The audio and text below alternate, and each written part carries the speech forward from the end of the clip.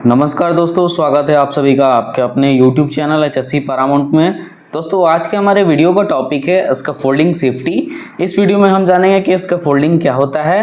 Next हम जानेंगे स्कैफोल्डिंग्स में कौन कौन से हजार्ड्स होते हैं, यानी कि कौन कौन से खतरे होते हैं, और नेक्स्ट हम उनके प्रिकॉशंस के बारे में जानेंगे, यानी कि उनके क्या क्या कंट्रोल मेजर्स हो सकते हैं। तो चलिए वीडियो को शुरू करते हैं।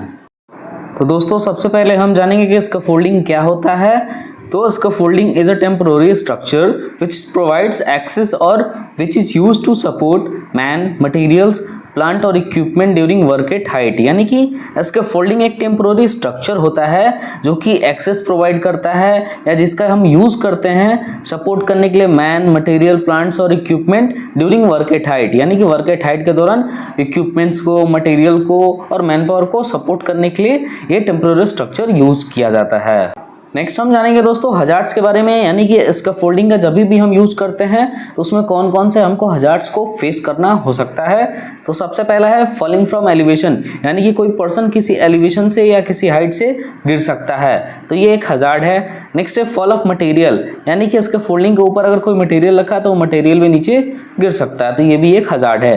नेक्स्ट है फॉल ऑफ टूल्स, यानी कि अगर मैन पावर कोई टूल्स यूज करे, हैंड टूल्स वगैरह यूज करे तो टूल्स भी ऊपर से गिर सकता है, ये भी एक हजार्ड है। नेक्स्ट है स्कैफोल्ड कोलैप्स, यानी कि जो स्कैफोल्ड है वो कोलैप्स हो सकता है, गिर सकता है, ये भी एक हजार्ड है। नेक्स्ट है लूज सॉइल, यानी कि स्कैफोल्ड का जो बेस का सॉइल है अगर वो लूज है तो उससे भी स्कैफोल्ड कोलैप्स हो सकता है, तो ये भी एक हजार्ड है।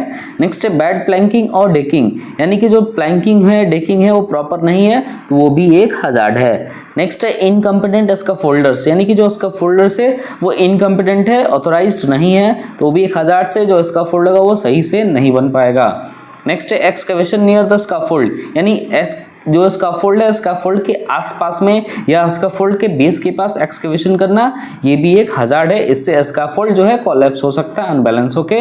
नेक्स्ट है इलेक्ट्रोक्यूशन, यानी कि स्कैफोल्ड के ऊपर अगर कोई पावर टूल्स या इलेक्ट्रिकल इक्विपमेंट्स का यूज कर रहा है तो उसे इलेक्ट्रोक्यूशन भी हो सकता है।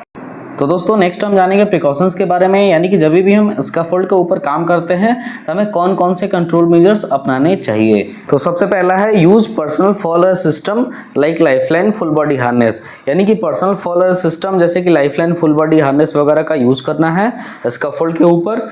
नेक्स्ट है ensure protection from fall like toe guard, mid rail, top rail must be installed in scaffold, यानी कि protection from fall like toe guard, mid rail, top rail वगैरह स्कैफोल्ड में इंस्टॉल्ड होना चाहिए, ये हमें इंश्योर कर लेना है।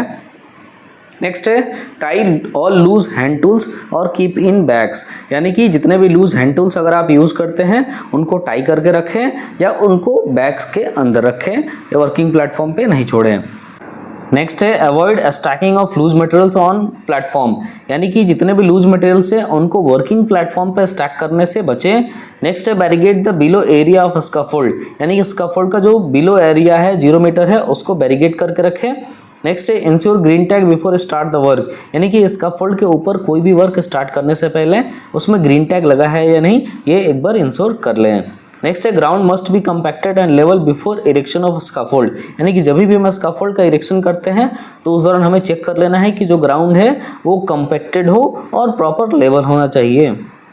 नेक्स्ट है इंश्योर फुल प्लैंकिंग और decking and hand railing in scaffold, यानी कि काम करने से पहले फुल प्लैंकिंग, डेकिंग और हैंड रेलिंग्स वगैरह इंस्टॉल्ड है वो इंश्योर कर लेना है।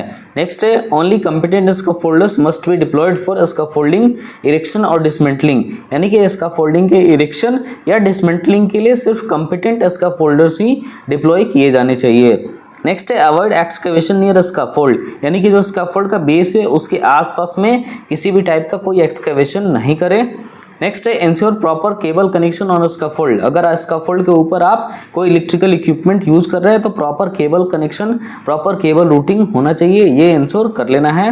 नेक्स्ट है provide body earthing of electrical equipment, यानी कि स्कैफोल्ड के ऊपर रख के अगर आप कोई इलेक्ट्रिकल इक्विपमेंट का यूज कर रहे हैं तो उसमें प्रॉपर बॉडी अर्थिंग हो वो हमें इंश्योर कर लेना है।